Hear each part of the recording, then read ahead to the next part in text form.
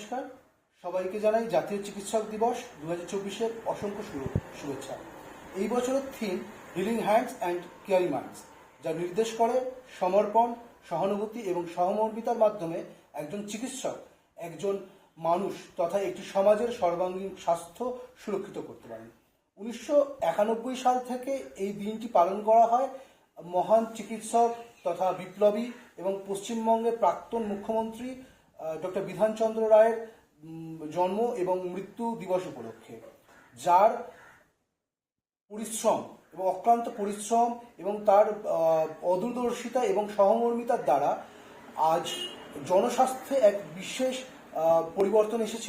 তাই তাকে স্মরণ করে আমরা সমর্পণ, সহানুভূতি এবং সহমর্মিতার বীজ নিজেদের মধ্যে স্থাপন করতে চাই, যা এই সমাজকে সর্বাঙ্গীনভাবে সুস্বাস্থ্য এবং সুরক্ষিত করতে পারে। এই বছর জাতীয় চিকিৎসক দিবস আমার কাছে আলাদাভাবে কিছু বিশেষ কারণের জন্য গুরুত্বপূর্ণ।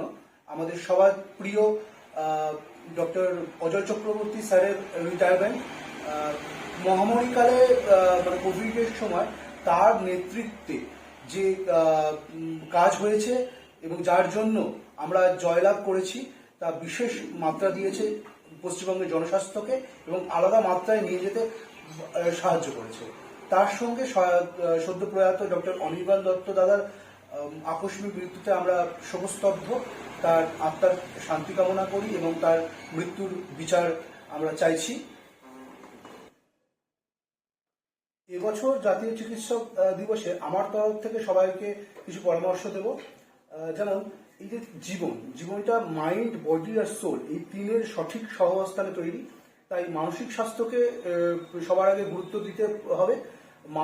বিশেষ করে পোস্ট কোভিড যে ইরা, সেই ইরাতে মেন্টাল হেলথ একটা সাইলেন্ট কিলার হিসেবে কাজ করছে, যা সমাজের সর্বাঙ্গীন উন্নতিতে বাধা দিচ্ছে এবং সব থেকে বেশি এটাই হয়তো সমাজকে পিছনের দিকে নিয়ে যাচ্ছে। তাই সামাজিক স্বাস্থ্য ও নিজের স্বাস্থ্য দুটোকেই সুরক্ষিত করতে এবং সুস্বাস্থ্য লাভ করতে আমাদের সবার রেগুলার শরীরচর্চা করা উচিত। মানসিক স্বাস্থ্যের দিকে খেয়াল রাখার জন্য আমাদের যোগা, ধ্যান এগুলো অবশ্যই প্রতিনিয়ত নিয়ম করে করা উচিত।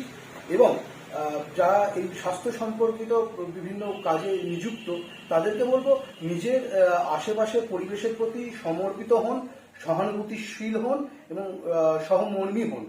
এবং যারা বিভিন্ন নীতি নির্ধারণ করে, তাদেরকে বলবো একটা দেশের সুরক্ষা যেমন তার ভূমিকে সংরক্ষণ করা, তেমনি তার মানব সম্পদ যেটা হিউম্যান রিসোর্স, তার স্বাস্থ্য সুরক্ষিত করাই কিন্তু আরেকটি লক্ষ্য এবং তার দিকে সমান গুরুত্ব দিতে হবে। এবং সেই অনুযায়ী বাজেটে স্বাস্থ্যক্ষেত্রে আরো বৃদ্ধির প্রয়োজন এবং সেই লক্ষ্যে পদক্ষেপও করার প্রয়োজন।